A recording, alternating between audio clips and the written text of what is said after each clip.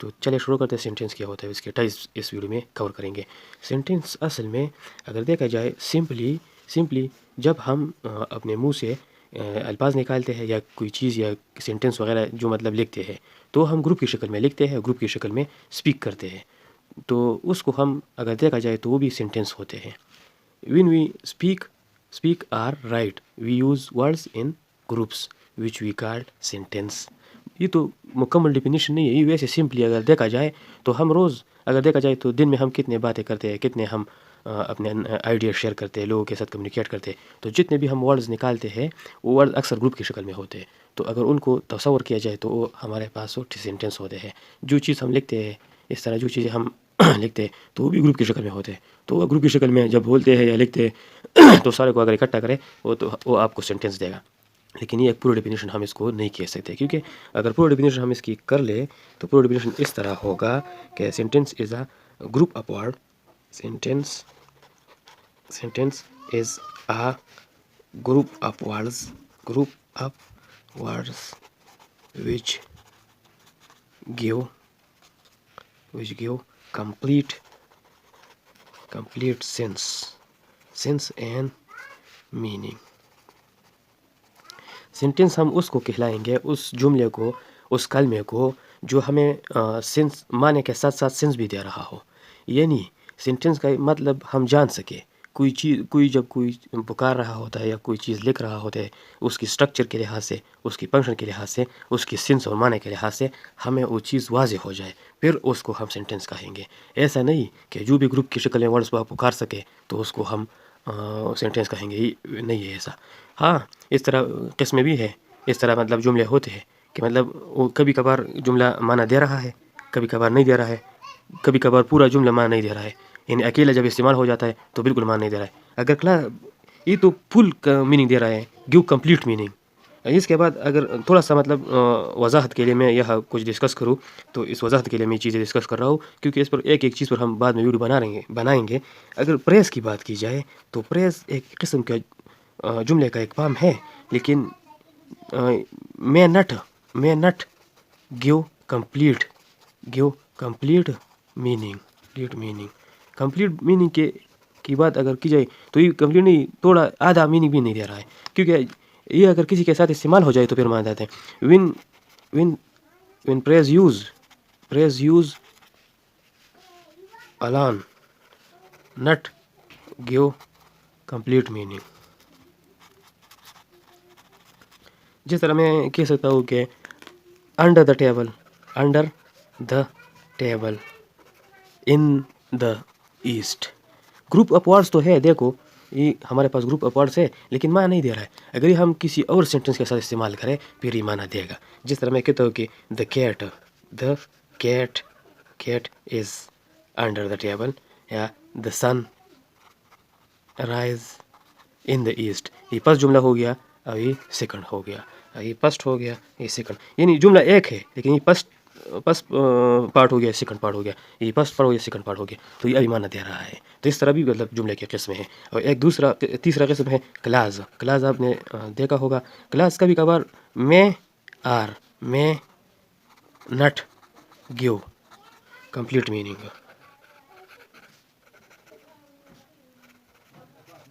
कभी कभार माना दे रहा है, लेकिन हाँ क्लास में इस तरह है, क्लास में दो टाइप होते हैं सेंटेंस की। क्लास में दो जुमले होते हैं, एक जुमले को हम क्लास नहीं कह सकते, क्योंकि इसमें हम मजीद सेंटेंस क्लास और क्लास में फ़र्क वाज़ेह करेंगे नेक्स्ट वीडियो में।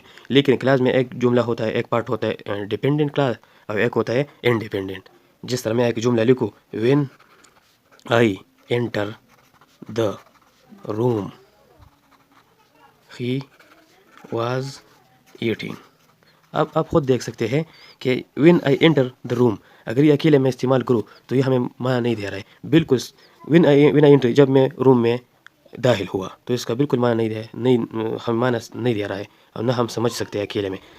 ही वाज ईटिंग, तो ही वाज ईटिंग तो माना दे रहा है कि वो खा रहा था। अगर ये अकेला भी इस्तेमाल हो जाए तो पूरा मीनिंग कंप्लीट सेंस दे रहा है, लेकिन जब ये अकेला इस्तेमाल हो जाए when I enter the room तो बिल्कुल समझने से बाहर है। तो यही डिपेंडेंट क्लास हो गया, डिपेंडेंट क्लास। अभी इंडिपेंडेंट क्लास। सही है। इसको हम प्रिंसिपल क्लास भी कहते हैं। इसको मज़ीद पर डिस्कस करेंगे। सिर्फ मतलब मैं थोड़ा सा एक्सप्लेनेशन के लिए चीज़ें आप लोगों को वाज़ेह करना चाह रहा था, मेरी यही कोशिश थी। तो अब सेंटेंस के बारे में आप लोगों को पता चल गया होगा कि सेंटेंस क्या चीज़ होती है, सेंटेंस क्या होता है। सेंटेंस का मतलब पूरा मीनिंग दे रहा है। जैसे सिंपल सेंटेंस के मतलब टाइप्स है, वो टाइप्स मतलब हम इस वीडियो में डिस्कस करेंगे, कवर करेंगे। जैसे मैं लिखूँ कि ही इज़ रनिंग, बिल्कुल माना दे रहा है। आप खुद इसकी तर्जुमा कर सकते हैं, ट्रांसलेशन कर सकते हैं कि Ali goes to school, where you where where you living, where are you living. सही है। ये इंटरोगेट के मे यू लिव लॉन्ग। सही है। इस तरह शट द डोर। ये सारे मतलब सेंटेंस हैं। और सारे जितने भी एग्जांपल मैंने लिखे सारे माने दे रहे हैं। लेकिन ये एक असर्टिव सेंटेंस, सिंपल सेंटेंस है। ये भी सिंपल सेंटेंस है। ये इंटरोगेटिव है, ये अपटेटिव है, दुआया, ये जो है इंपेरेटिव, ये इसके टाइप्स है। लेकिन हम जो हमारा जो मतलब मकसद है वो ये है कि सेंटेंस हमें पूरा का पूरा माना दे रहा है, चाहे वो सेंटेंस के जो भी टाइप्स हो माना हमें दे रहा होता है। लेकिन प्रेज और क्लास में इस सेंटेंस के बारे में जितना कंसेप्ट है वो प्रेज और क्लास से थोड़ा सा चेंज है। स्टूडेंट अभी हम इसके टाइप्स जिक्र करेंगे, क्योंकि वीडियो थोड़ी सी लंबी जा रही है। मैं कोशिश करूँगा कि वीडियो को थोड़ी सी शॉर्ट करूँ। तो एक इसकी किस्म है डिक्लेरेटिव या असर्टिव सेंटेंस। Assertive sentence. सही है। डिक्लेरेटिव सेंटेंस में अक्सर जो सिंपल सेंटेंस होते हैं, सिंपल होते हैं, नेगेटिव होते हैं। जैसे ये मतलब एक पूरा का एक simple statement, sentence which give us simple statement, मतलब एक सिंपल सादा जो स्टेटमेंट दे रहा होता है उसको हम डिक्लेरेटिव सेंटेंस कहते हैं। सही है। स्टेटमेंट जो सिंपल एक सिंपल जुमला होता है, सिंपल एक बात हमें दे रही होती है, उसको हम स्टेटमेंट के तौर पर उसको हम डिक्लेरेटिव सेंटेंस कहते हैं। जिस तरह अगर इसकी डेफिनेशन किया जाए, the sentence which give a simple statement. सही है। एक सिंपल सेंटेंस को हम डिक्लेरेटिव सेंटेंस कहते हैं। हाँ, इसमें नेगेटिव पॉजिटिव दोनों सेंटेंस आ जाते हैं। जैसे अगर एग्जांपल की तरफ जाए तो ही वॉशेस द क्लॉथ्स। सही है। आई ईट द मील। सही है। ही रन। सही है। ये सारे जितने भी हैं सिंपल सेंटेंस को हम डिक्लेरेटिव सेंटेंस कहते हैं। नेगेटिव भी इसमें आ जाए कि Ali is not go to school, he did not apply for job। ये सारे नेगेटिव पॉजिटिव, यानी इसको हम डिक्लेरेटिव या असर्टिव सेंटेंस कहते हैं। दूसरा इसकी किस्म है इंटरोगेटिव सेंटेंस। इसमें मतलब जो क्वेश्चन टाइप के जुमले होते हैं।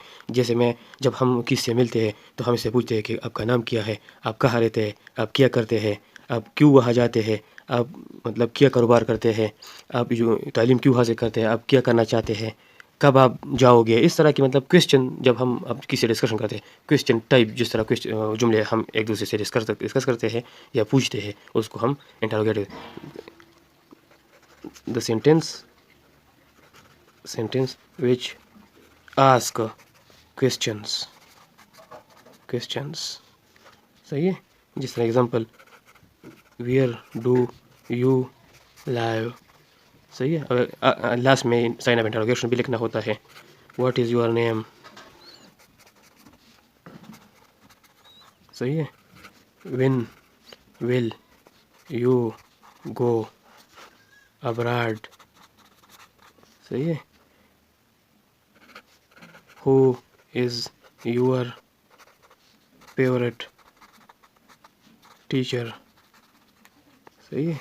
अब इस तरह why you get education, यानी सिंपली अगर देखा जाए WH फैमिली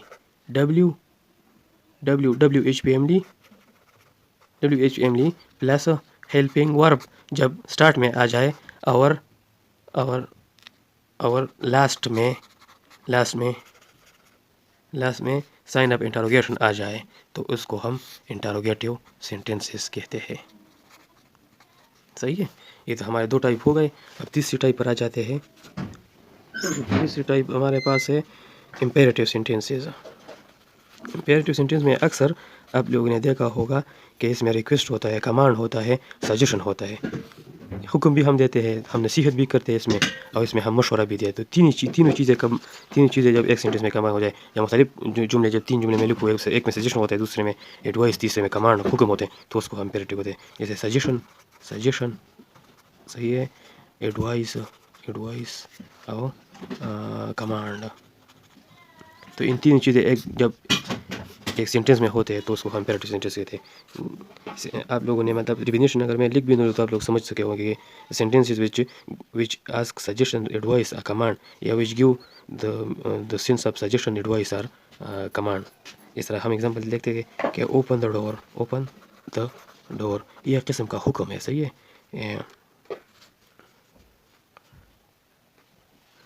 कीप क्वाइट, सही है। Do not go there.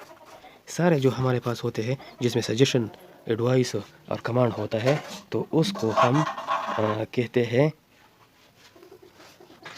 Imperative sentences.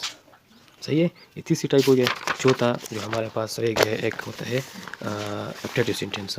अपटेटिव sentences में दुआ होता है, दुआ ये सेंटेंस होते हैं जो हम किसी को दुआ देते हैं लंबी उम्र की, या किसी को उसकी अच्छी सेहत के लिए दुआ करते हैं, तो उसको हम अपटेटिव सेंटेंस कहेंगे। सही है। The sentences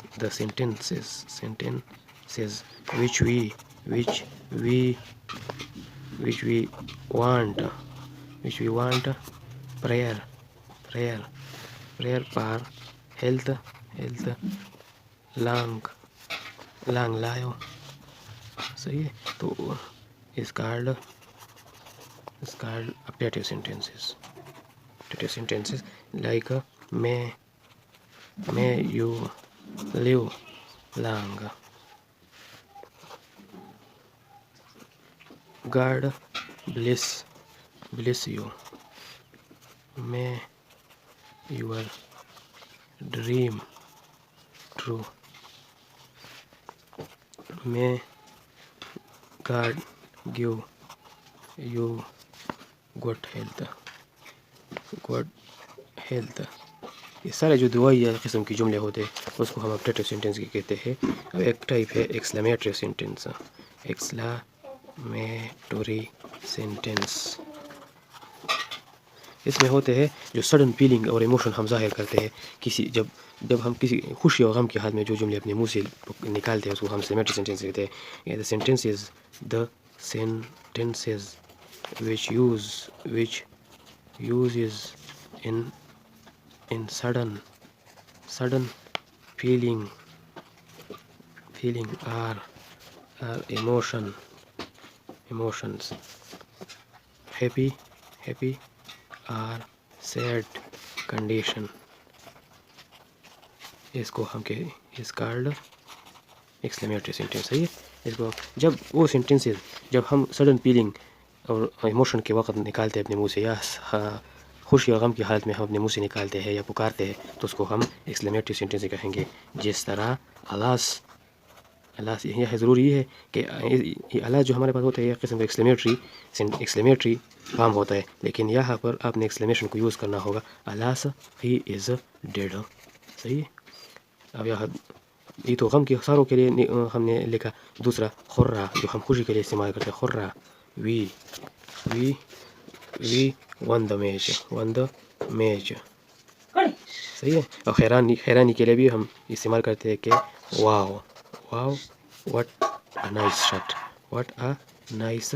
shirt. सही है। ये सारे जुमले जो खुर्रा, अलास, वाओ, ब्राओ, ये सारी चीज़ें आ जाए इसको हम कहते हैं इसको हम कहते हैं एक्सक्लेमेटरी सेंटेंस। तो यही था हमारा आज का वीडियो जो हमने डिस्कस किया सेंटेंस और इसके टाइप्स। सेंटेंस पर हमने बहुत कुछ आप लोगों को बता दिया। वीडियो तो बहुत लंबी होती जा रही थी, लेकिन मैंने जल्दी जल्दी में लिखा, चीज़ों को लेकर डेफिनेशन लिखा, जल्दी जल्दी में एक्सप्लेन किया ताकि वीडियो लंबी न हो जाए। और सेंटेंस सबसे पहले हमने सेंटेंस को डिफाइन किया, सेंटेंस के फिर एक्सप्लेनेशन को डिफाइन किया, एक्सप्लेनेशन इसका किया, फिर इसके क्लास और प्रेस से कंपेयर किया, इसके बाद हमने टाइप्स डिस्कस किए। तो ये मेन टाइप्स से सेंटेंस के हमने डिस्कस किए, और जितना भी सेंटेंस और उसके टाइप्स के बारे में कंसेप्ट था वो पूरा हमने इस एक वीडियो में क्लियर किया है, कवर किए। आप लोग यहाँ से मतलब बहुत कुछ पिकअप कर सकते हैं। Thank you.